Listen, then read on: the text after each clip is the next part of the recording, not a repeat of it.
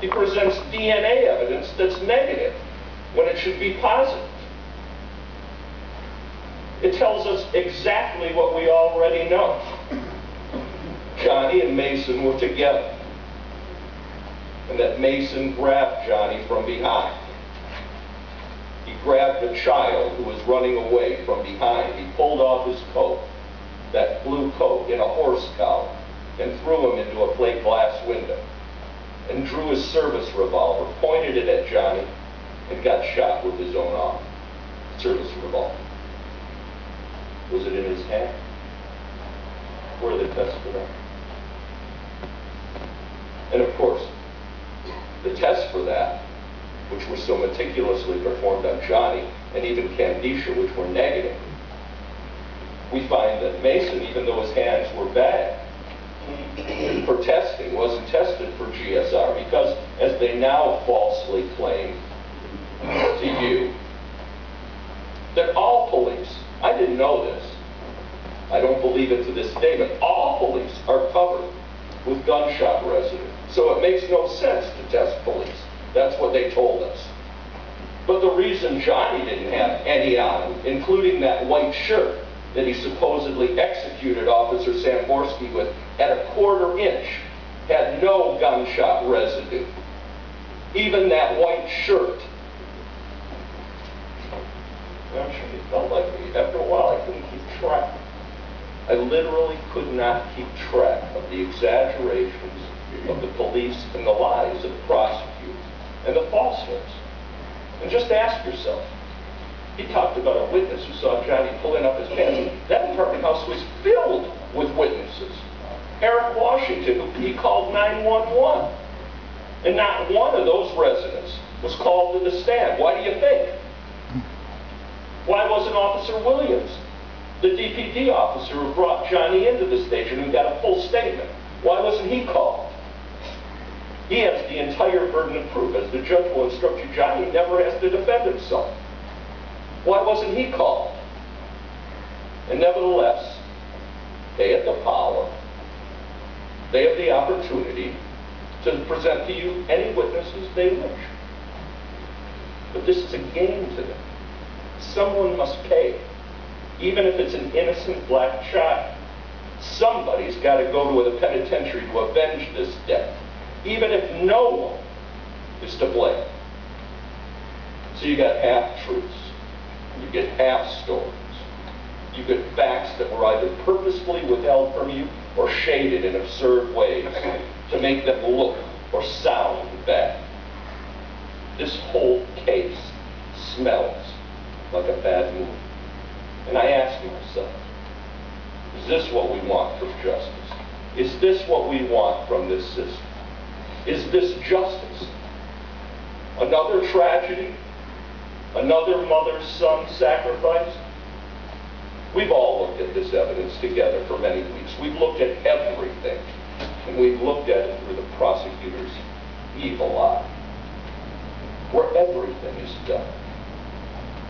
And it tells us so much more about the person with the eye than it does about the evidence. Why is it that Mr. Frazee and the police see everything through the evil eye? The non-evidence, hundreds of pieces that's meticulously placed in front of you day after day, which at the end of the day add up to nothing. Now, I know you were hoping, you were expecting we wouldn't see this, all of it, and it would connect up. It would be logical, it would make sense, it would show what he claims to have happened, but it didn't. It shows us instead that what the evil eye claims is false. Their refusal, and it was a refusal, it was either deliberate, intentional, or intended to cover up. Their refusal to investigate the facts of this case, and the obvious facts of this case, lead to some very, very important conclusions. And their answer to the fact that there is no evidence is what? Is what? I'm going to tell you the undercurrent here. Well, we're going to down. we got a peculiar brand of justice here. And a black kid from Detroit. We don't like to hear this, but it's true. Well, he just doesn't stand a chance. He scares white people. And if he doesn't, the prosecutor will make him look scared.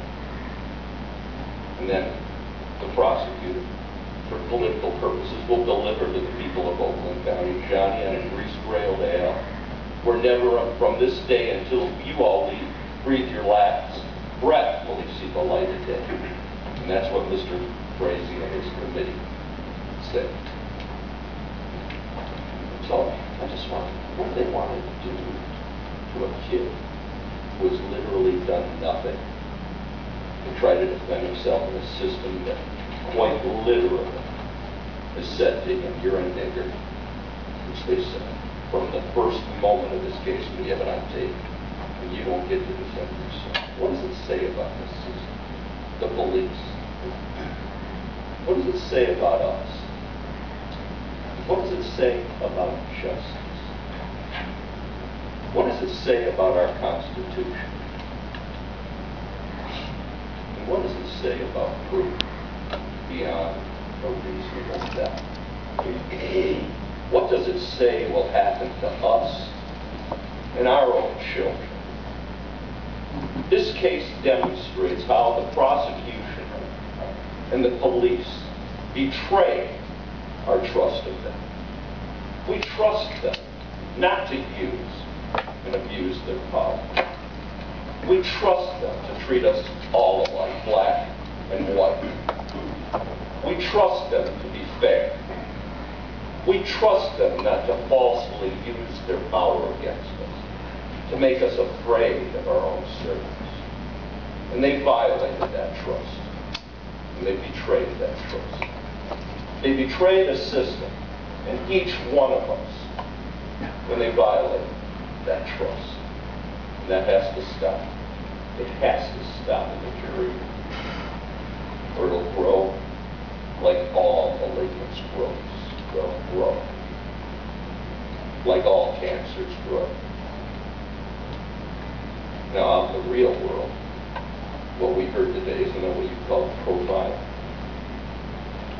Isn't that what you say about a kid who's walking down the street with his hat on backwards and his pants are hanging too low? You know, how do they hang them with low pants? You see, I think we talked about that before here. And the shirt that comes down past their knees, and you say, just like Mr. Frazee did here, this is part of the game. That's called racial profile. And they profile Johnny, and they try to condemn him without any proof. And how is it in America that we condemn and try to put away people based on profile? Because we do, and each one of us here in this courtroom knows that we do. And I'm here, respectfully, ladies and gentlemen, to try to stop it. Not only for Johnny, but our kids, white and black. And to keep them from using you to profile instead of proof. And the prosecutor and the police answer, to no one. No one. Because they're the law, aren't they? Or is it still we, the people? Are they our servants?